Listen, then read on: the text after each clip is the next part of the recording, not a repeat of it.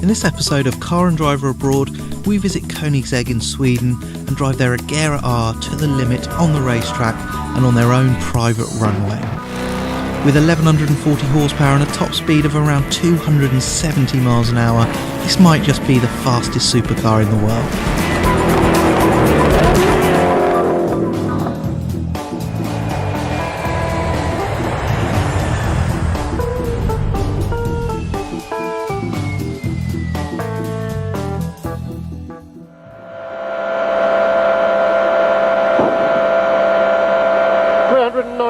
391, 391, it will not go any more than 391.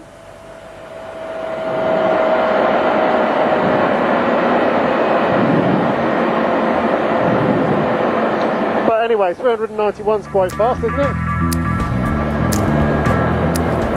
Nothing captures the imagination like top speed, and when Andy Wallace hit 242.95 miles an hour in the McLaren F1, the world wondered if a road car would ever go faster. Most said not, but that didn't stop people trying. Koenigsegg, a tiny Swedish manufacturer, went to Nardo, a 7.8 mile high-speed bowl in southern Italy in 2005, and they came very close to beating the McLaren, achieving 241.1 miles an hour despite running on a constant bank turn. There's no question on the flat the CCR would have a new outright record. Then the Bugatti Veyron changed the game, clocking 253.8 miles an hour. But it was heroically surpassed by the SSC Ultimate Aero on a closed road in Washington State.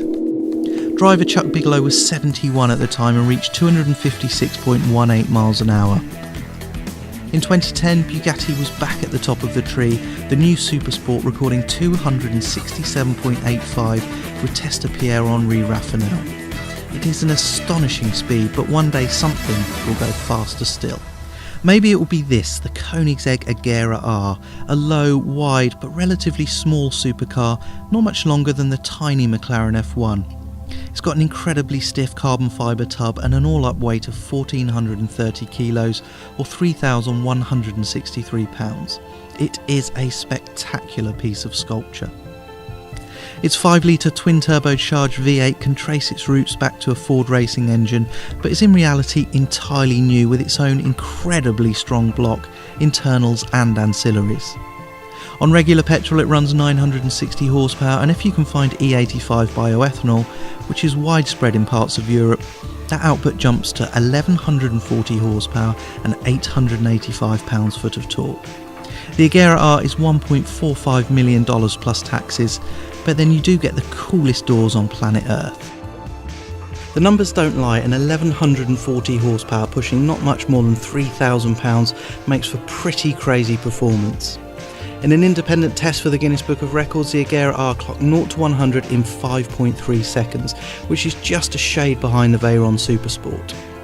But then the Agera R really opens its lungs, hitting 200 in 17.7 seconds. That's 4.5 seconds quicker than the Veyron Supersport. It might be a straight line hero then, but Car and Driver Abroad loves corners. So when Koenigsegg said we could drive the Agera R on a racetrack nearby to their factory, we just had to say yes. So the Koenigsegg Agera R, another pretender to the Bugatti Veyron Supersport's top speed record. Another contender that you might not have heard of, and you might think won't be here at all next year. But actually this is a pretty credible car. This car's predecessor, the CCR, held the top speed record at 388 kilometres, about 242 miles an hour back in 2005. This thing, with all its power, they reckon would do roughly 273 miles an hour. But before we just find out what it's like in a straight line, we want to try it on a circuit, because Koenigseggs have got a reputation of being almost undrivable after that famous Top Gear clip where the Stig spun it off into a field. This is the most powerful car they've ever built, so we're going to find out whether they've tamed the cars or whether that was just a load of rubbish anyway. It is initially pretty intimidating. It's so loud in here. That V8 It's bolted directly to the chassis and you can feel it. It comes up through your stomach. Just sounds angry. But actually, the chassis immediately feels quite manageable. The steering response is really nice. The steering's quite heavy, but it doesn't dart around. I don't know, there feels like there's some real stability in this car. The gear change is a single clutch box, 7-speed unit, and it's very, very good. As good as the Bugatti box, the Veyron, definitely. Shift is quick, and there's so much noise and so much drama going on in this car that you don't mind that interruption anyway. It sort of just adds to it. It's just a massive assault on your senses. It's a mad, mad thing.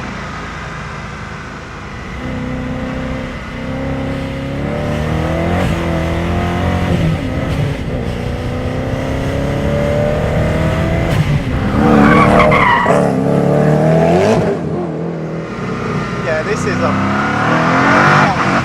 proper monster car. The noise, unbelievable.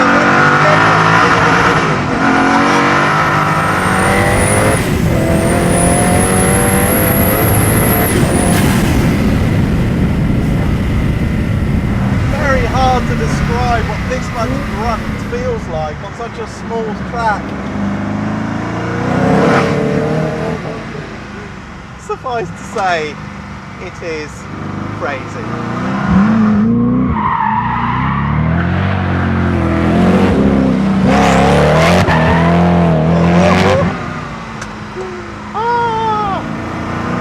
Yeah, people compare this to a Veyron. Forget the Veyron comparisons. They might have similar performance. This might be quicker. It might eventually go faster. But the character of the cars is so different. This thing is so much more exciting.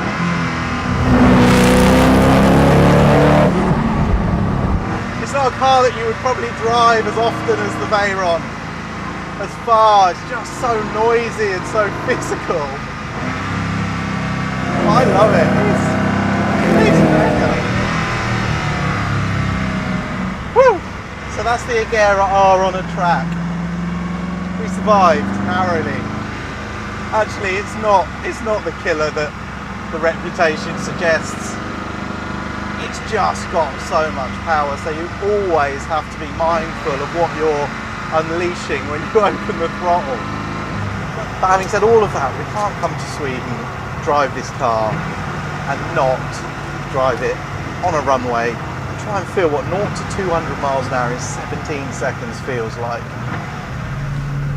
So we're away from the confines of that tiny little racetrack, which was great fun and showed some remarkable qualities in this car that we probably didn't expect. But now we're on a runway. This is Koenigsegg's own runway, which sort of tells you all you need to know about this car.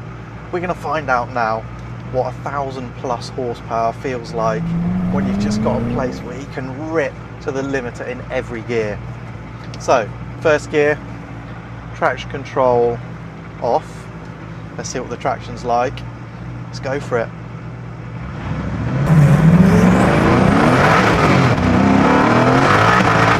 Lights up the tyres. Into third and fourth. Total traction. 180 k's. 300.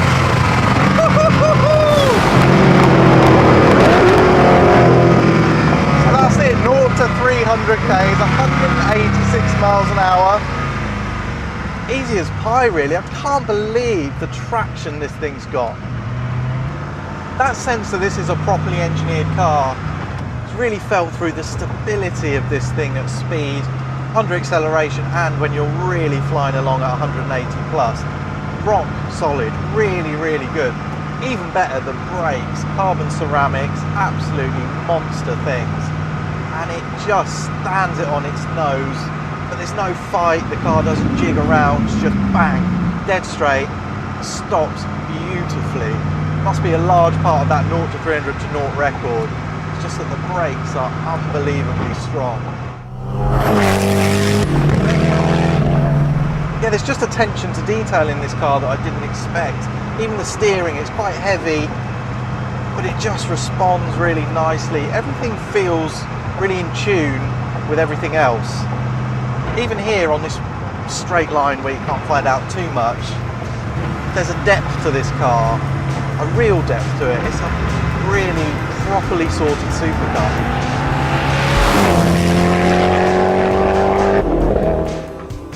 So the Agera R might just be the fastest production car in the world, and maybe one day it will do 270 miles an hour or more, but that doesn't really matter. What matters is that this is a uniquely savage supercar, more fearsome than a Bugatti, more brutal than a Bugatti, but still drivable and even exploitable with care and some practice. One thing's for sure, this is a total original, extreme, wild and seriously wonderful. Koenigsegg, I salute you.